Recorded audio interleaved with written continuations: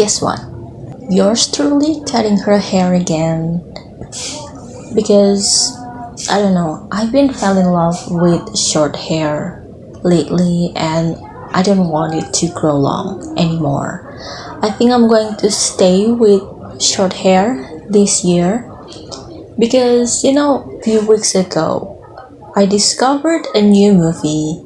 It's not a new movie, but it's a new movie for me because I just knew this movie, but this movie is actually an old movie from 1990s.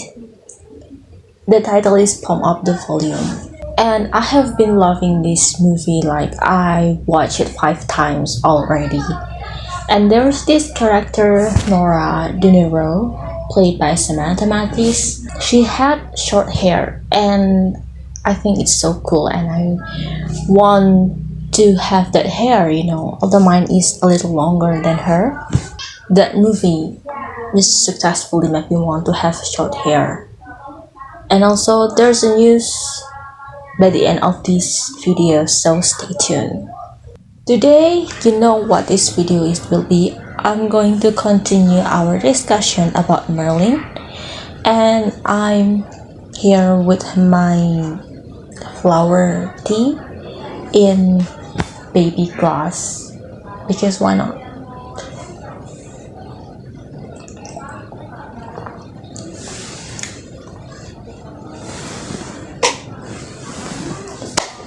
And I'm wearing glasses today because this is not a style. I think I'm going to wear glasses from now on because I just found out my eyes have problem. I have a eyesight problem like myopia or something like that. I haven't checked it again. These glasses actually from 2 years ago. Back then I had myopia, but I think now it's worsened. So in the meantime, I'm going to wear these glasses before I check my eyes again and maybe get a new glasses. Alright, so I already forgot where we discussed Merlin last time.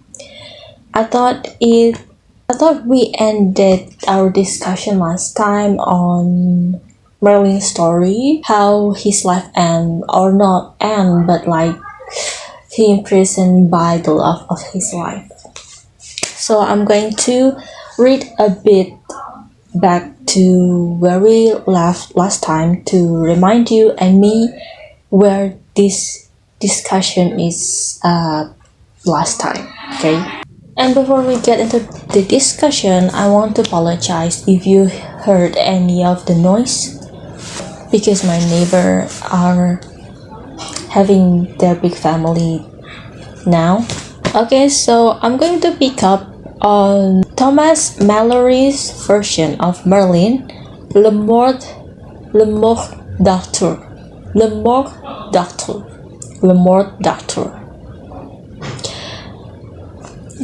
It's a French, and correct me if I'm wrong how to read it, I don't know. In this version, Merlin is less magical but more political savvy, so he's helping Arthur a lot during his reign as a king of Camelot. He helps navigate the challenges of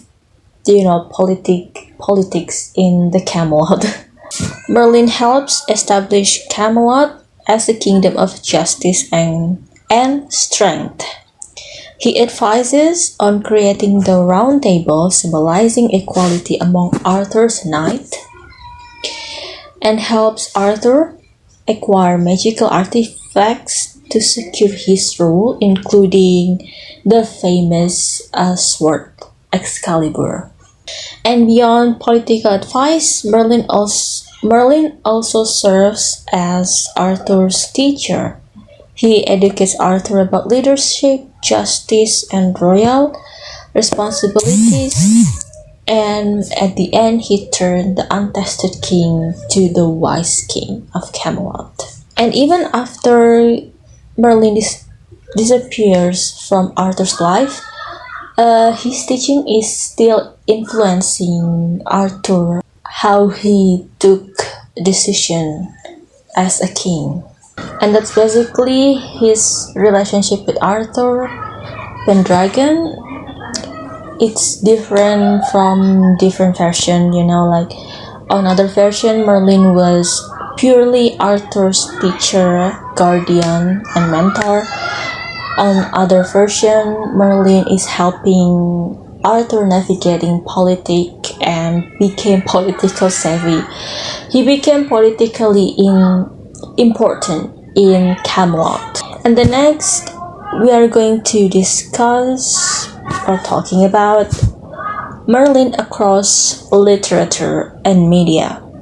So I'm going to start from the very beginning version of Merlin, which is in medieval text. On Geoffrey of Monmouth's works in 12th century, Merlin was established as a prophet and a kingmaker. Like we discussed it before, he was an advisor to King Vortigern, and he's given advice about the building of the tower, which is turns out there were dragons there under the tower. And then in 1200, Robert the Boron's version, he connected Merlin to Arthur and added Christian elements to his origin. So in this version, where Merlin became the bearer of Holy Grail. And then in 1215 until 1230, in the Vulgate cycle, it is detailed Merlin's demonic parentage, baptism, and imprisonment by Nimue. So in this version is more about Merlin himself rather than his role in Camelot and with Arthur Pendragon, about his lineage, who was his parents, and how his aftermath, And then in Thomas Malory's Le Morte d'Arthur in 1485, he brought these stories to English audience and make Merlin less magical and more like advisor or politician. This is very interesting because from what we know, Merlin were always a magician, the most powerful magician, but then in the Thomas Malory's version, Merlin is a politician. And then in the modern interpretation, Mark Twain also wrote something about Merlin in A Connecticut Yankee in King Arthur's court in 1889. It portrays Merlin as a charlatan whose magic is mere trickery. This is very interesting because it's far more modern compared to the medieval, where there were a Yankee in Camelot. I don't know about this story, but from the title, I think it's more like a comedy than drama. And then next in 1958, T.H. White wrote The Once and Future King. It creates a lovable, eccentric Merlin who lives backward through time. So this Merlin is living backwards through time. The future is his memory, and the more he goes to the past, I think the more he's getting older. Then people in the past make him as an old man who knows the prophecy of the future because he already lived in the future. And in 1983, Marion Zimmer Bradley wrote The Mist of Avalon. It depicts Merlin not as an individual but a title held by the chief druid of Britain. So Merlin is a title like chief of the tribe, druid tribe. I don't know if druid is a tribe, but I would call druid is a tribe because if you watch or maybe in other adaptation of Merlin and Camelot, druids are people who live together and they have the same power, which is magic. So I would call them tribe. And the more modern interpretation of Merlin, the more author make Merlin less than magical and mythical and more like a normal person. Of course, he still have magic, but with complex personality with strength and weaknesses. And then on the television and movie media, in 1963, Disney made The Sword in the Stone. It depicted Merlin as bumbling but kind-hearted old wizard teaching young Arthur. I think you still can watch this in Disney platform or in the YouTube. And in 1981, John Boormans made a movie called Excalibur. It's a darker, mysterious Merlin representing ancient magic giving way to civilization. I actually watched this movie, but not till the end, only half of it, and it's a very beautiful movie. It's like dark fantasy, high fantasy.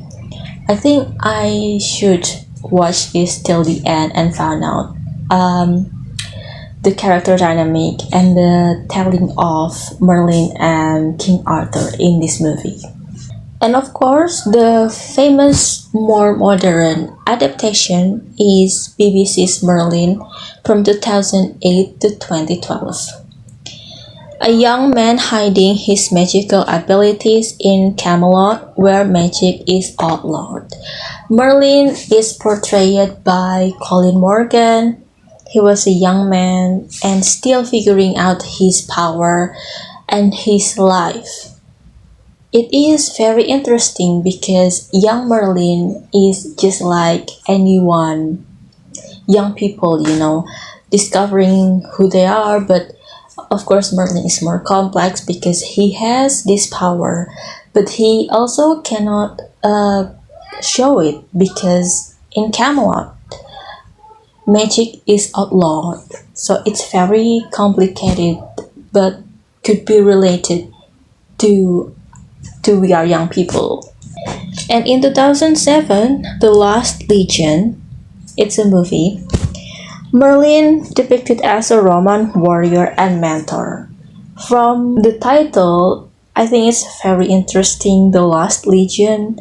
I don't know why, but in my mind, it pictured the movie like more like 300 or Immortals, but there is Merlin there. I don't know how, like Merlin as a Roman warrior and not living in classic medieval Camelot. It's very interesting. And then of course in Netflix has this too.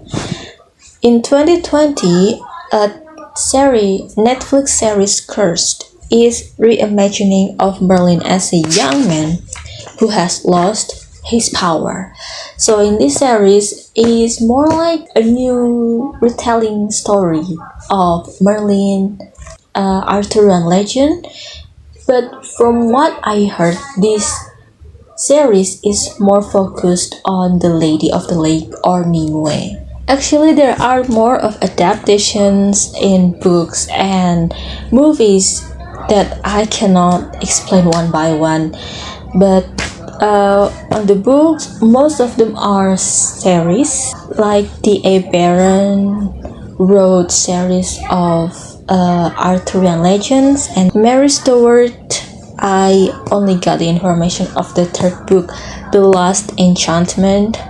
It is also series, and then The Student Prince by Fei J. This is not series, if I'm not mistaken. It's just one single book.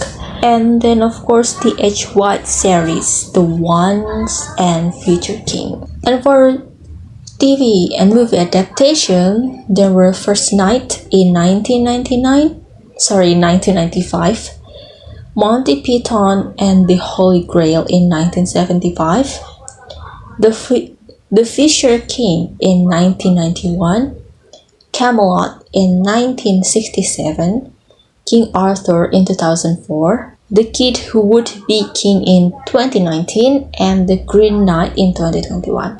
Of course, not all of them are telling the classic Arthurian legends, some of them are altering the stories, but just like what I said, Arthurian legends and Merlin are very flexible that the author or director could just imagine what the story will like in any timeline.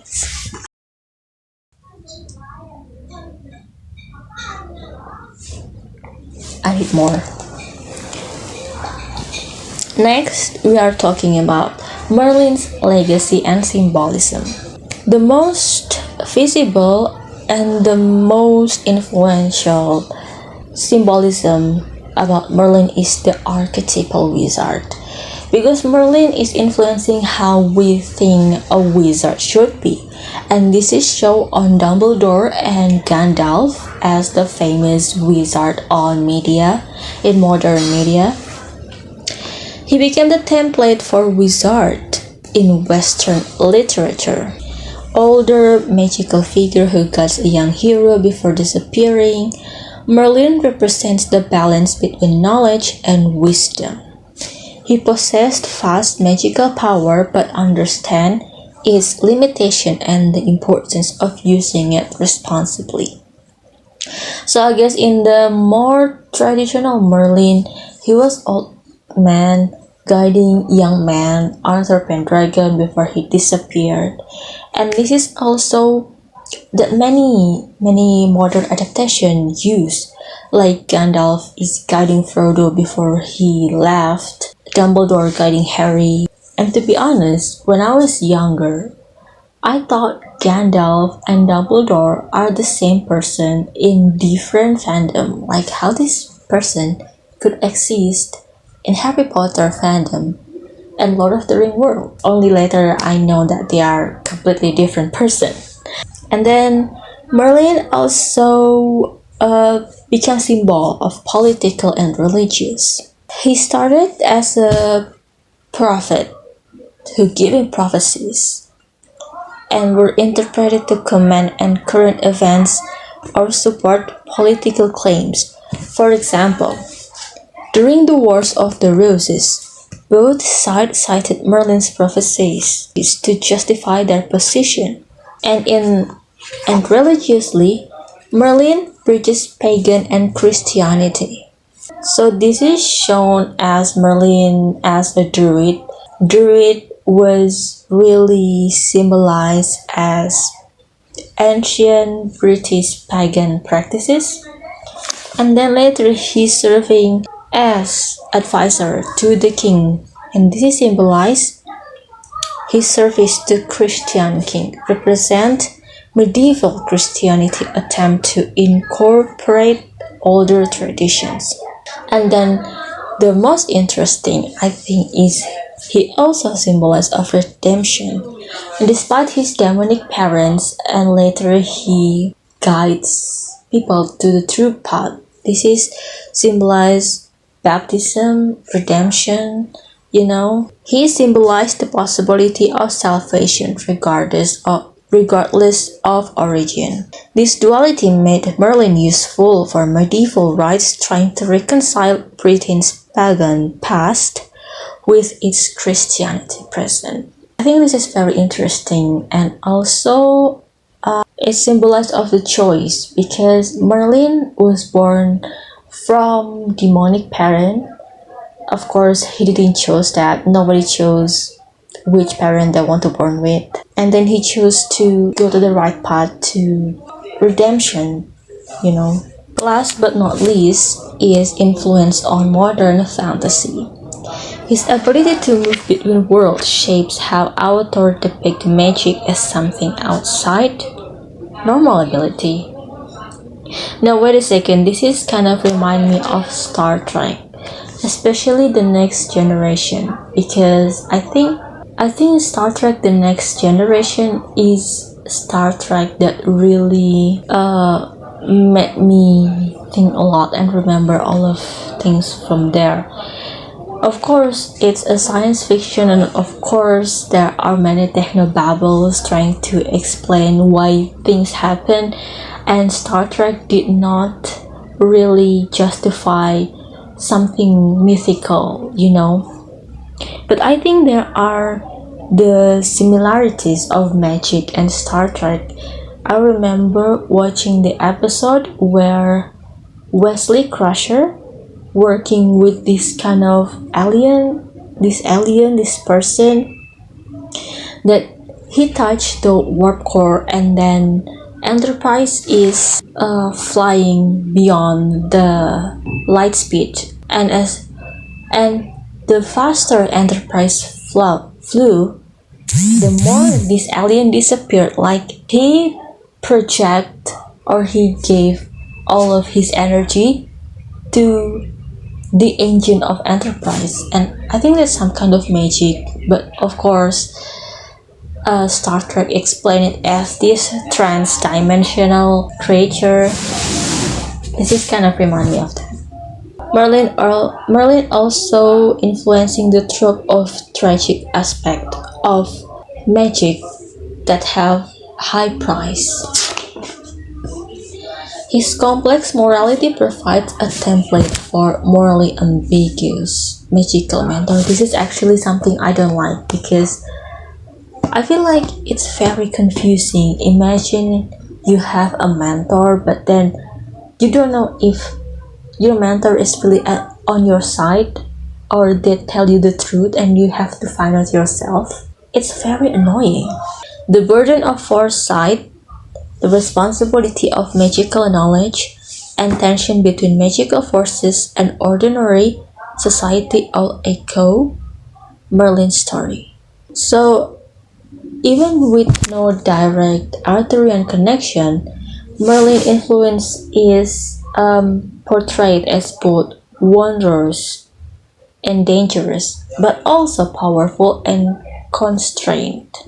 I could talk about Merlin longer, but I think we already covered up what we need to discuss. I want to argue about Merlin's ability to see the future, he was see the future as his past. Like, of course, this person know the future because he had lived the future, and it's not something that very special. I think if Merlin described as like that. Anyway, it's been a very interesting discussion about Merlin. I made quite long of notes for weeks, and I actually already made video about this 2 weeks ago, but I deleted because when I watched it, I was a lot of mumbling on the video and less substance, and I don't like it.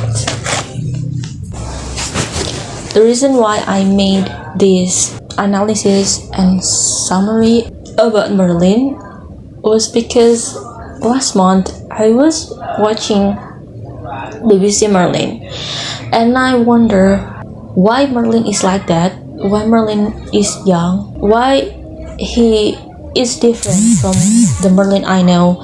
And then I remembered I also read The Search for Merlin, the Great Labyrinth, which is Merlin is described as very different person, like older and wiser, and I wonder why there are so many versions of Merlin and which one is the correct one. And turns out there are no one correct version of Merlin.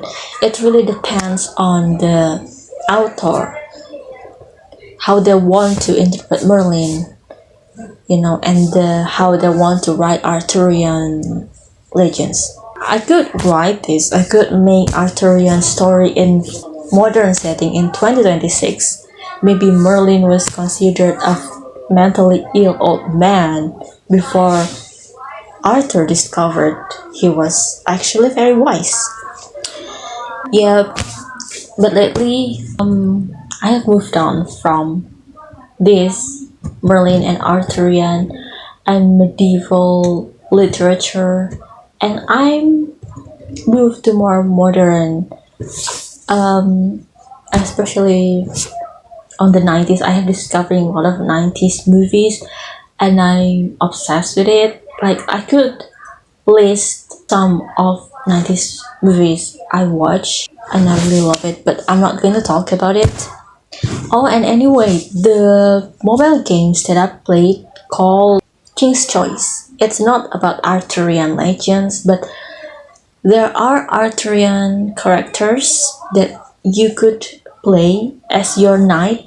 You can just check out, it's on Play Store. And for the next video on this channel, we're going to back to book review. I have a very interesting contemporary book. I already finished reading it months ago and I cannot wait to review it because it's very related, especially for young people like me or to older generation. Remember how it felt to be young and out of place. And also, I was thinking to change my second YouTube account to my podcast because I have a Lunar Relic Radio podcast. I haven't put it on description. I always forgot, but it was there on Spotify. You could find it if you want to. But I think I want to transfer it to my second YouTube channel. Like I want to change my second YouTube channel as my podcast Lunar Relic Radio. So on that podcast I will talk freely about what I'm thinking lately. I will not have script like this channel. I always make notes summary about the book I want to talk about, but on Lunar Relic Radio I'm just going to talk spontaneously and probably using unfiltered words if YouTube allowed. Actually that is my idea. I just want to thinking out loud and maybe someone out there also have the same feeling like I do, have the same thoughts, and we could thinking out loud together. And to be honest, the idea of making this Lunar Relic Radio YouTube channel is from Pump Up the Volume. Like I fell in love with that movie that I want to do things that inspired by that, like Happy Harry Hard On, but I'm not going to use persona. It's just me talking in podcast channel. Alright, so I'm done yapping for this video. I don't feel very good today and I want to take it slow. I really want to make more videos for these channels and I hope I could update it sooner. So yeah, I will see you in another videos. Bye bye.